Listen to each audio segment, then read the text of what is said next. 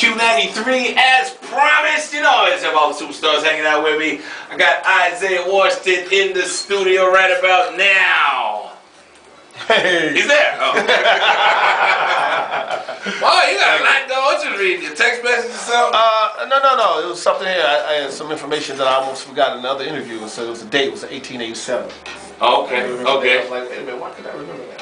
Thought Lil Wayne was texting you or something. Oh, probably. We're in the same movie, Patriots. Right. He's been doing a good job too. Really? Yeah. So he's got some thespian skills? He's been on time. You know what I mean? That's what's good.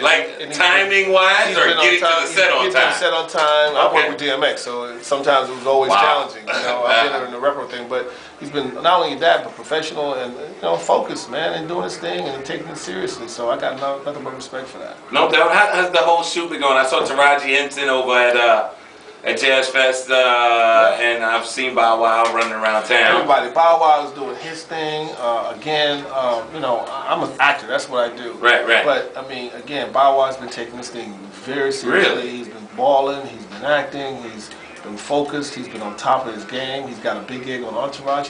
He does his thing, man. So I think it's not just that. I think the spirit of just being here in New Orleans and understanding the kind of story that we're telling, of course, Katrina movie, and it's a historical film. It's the first film that's really done to address what happened here, right.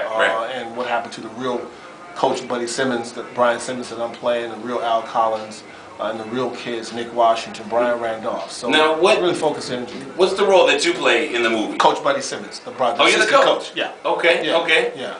Bow Wow plays one of the students that actually was displaced by the storm, and all of them from East Bank, West Bank, different players from uptown, downtown that normally would have never played together, being Cohen and Carver, Kennedy and West Jefferson. They've never been on the same team. Oh, you got all the schools down pat. That's all right. I do my thing. I see that. It's a little homework. You heard me? Come Okay. on. Another bid, man. Come on, bid. Come on, man. He's eating the food out here. For sure. And you're married though, right? Yeah, 12 years, 3 kids. Yes, indeed. So is it difficult? There's a lot of beautiful women in New Orleans. Oh no, I love beautiful women. Make no mistake. I'm very African in that regard. He said, don't get it twisted, huh?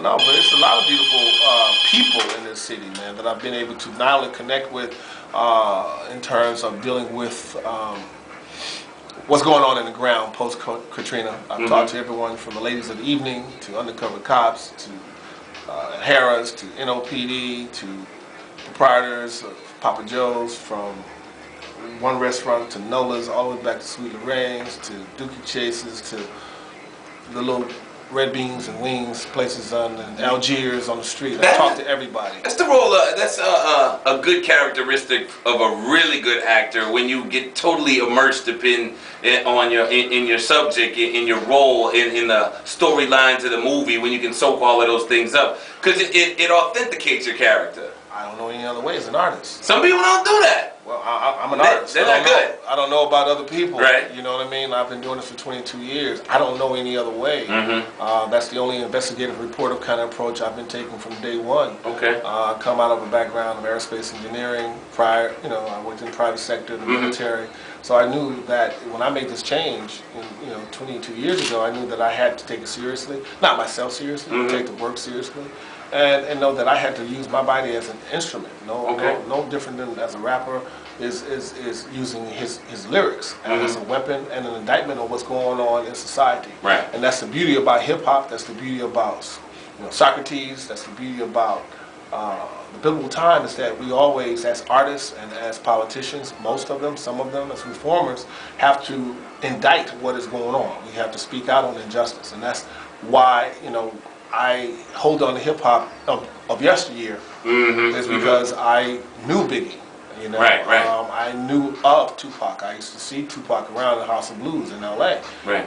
Before he was dispatched from this earth, so to speak. So at that particular time, what they called the dark years of hip hop, I still think is very, very important, and even probably more prevalent today, politically, because they were indicting a system that was oppressing a lot of people.